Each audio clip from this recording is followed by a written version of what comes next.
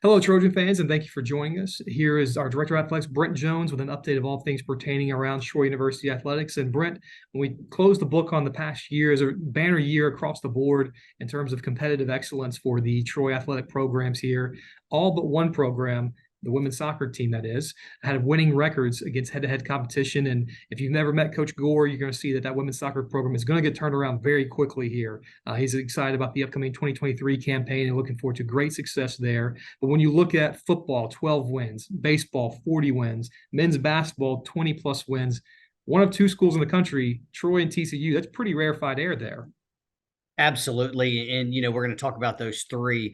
But you look across the board from men's golf postseason, obviously, women's golf, volleyball, back to back to back postseason berths for the first time in the history of the program.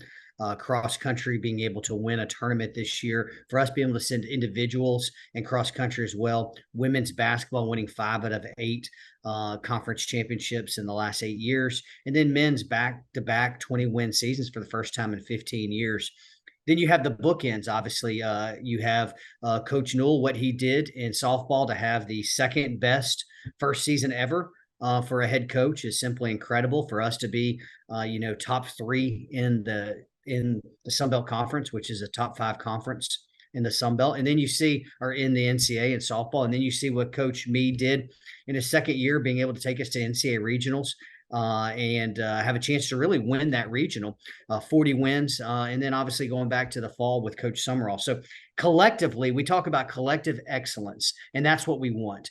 And so there's a lot of different factors that go into that. And so appreciative of Troy University's leadership, led by Chancellor Hawkins and his visionary leadership and his support, the alignment, as well as everything that goes around, from the Board of Trustees to the city of Troy to our amazing faculty and staff here, and then all the way down to our student athletes, to our staff, to our coaches. It's been great.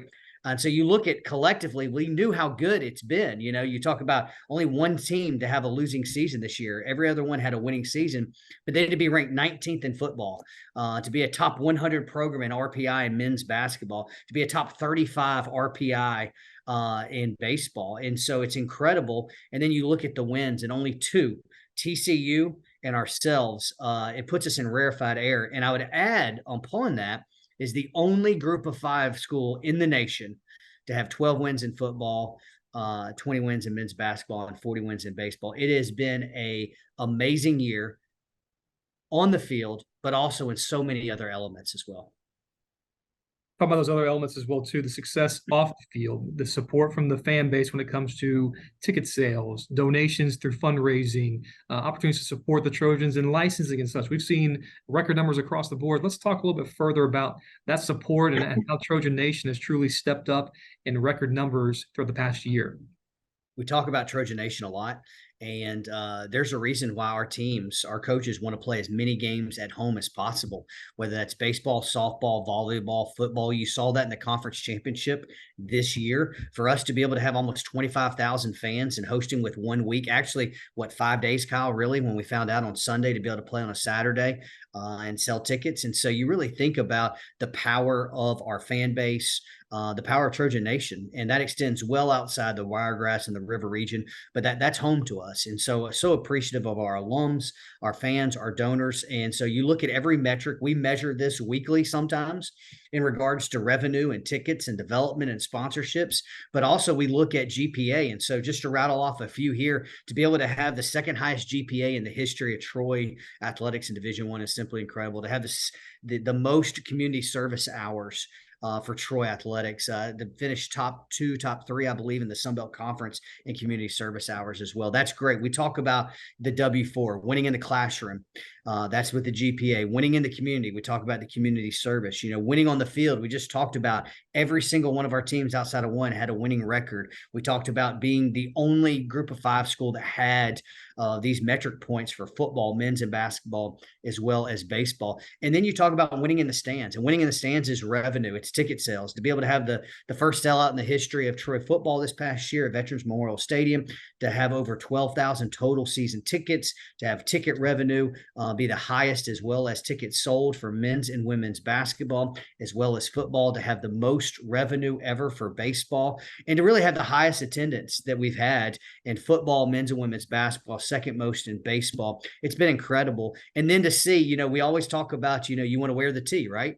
And, we want our fans to become great brand ambassadors, to be able to have our fans to be able to purchase Troy merchandise online as well as in stores at over 100 different places, to be able to have the most licensing revenue that we've had. It's been incredible, and that didn't stop to our businesses. So we talk about our donors. We've had the best fundraising year that we've had, and so we're so thankful for that. Obviously, we've done several different campaigns, from the Trojan Warrior Club to the Trojan Warrior Fund, that's our annual fund, the Football Excellence Fund, as well as Step Up to the Plate for baseball. It's been a really, really fun, great year that we've been able to have. And, we're really looking to build upon that for next year. As part of that, the business community, Troy Sports Properties with Playfly has done an incredible job this year. And so we're so appreciative. So every metric point that you look at, every single data driven decision that we make,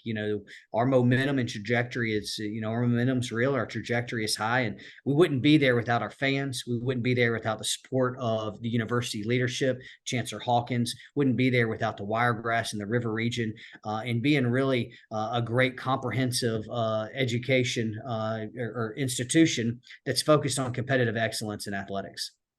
And one final success item as well, too, relates to our student athletes when it comes to new opportunities with name, image, and likeness. Our student athletes were the second highest in the group of 5 for jersey sales. And now we actually have replica jerseys available for student athletes that are available to be purchased by fans. And talk a little bit as well about the educational opportunities out there for our student athletes as it relates to NIL, and how Troy Athletics is being a leader in that space.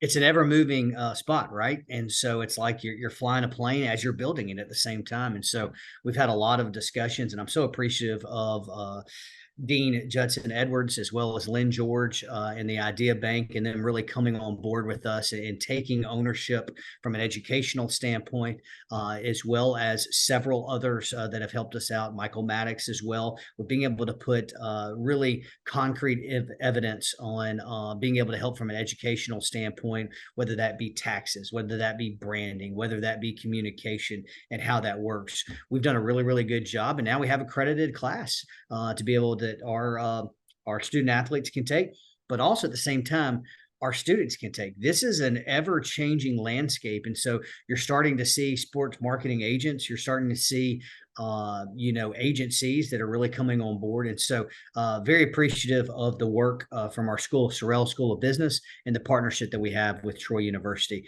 That manifests in so many different ways. One of those is with the branded jerseys through Brandar. And so that's, baseball, softball, men's, women's basketball, football, those type of things. And so it's really great when you can get that out in the community. It's been a great year thus far as we close the book on the 2022-2023 athletic calendar year. Now it turns over to a new page starting up here in 2023, 2024. Volleyball and soccer taking the field here soon for us when it comes to the month of August. Turning the page there shortly. Football season beginning on September 2nd. Any final words for fans as we get ready for the return of Fan Day and items such as that to highlight the start of the fall campaigns?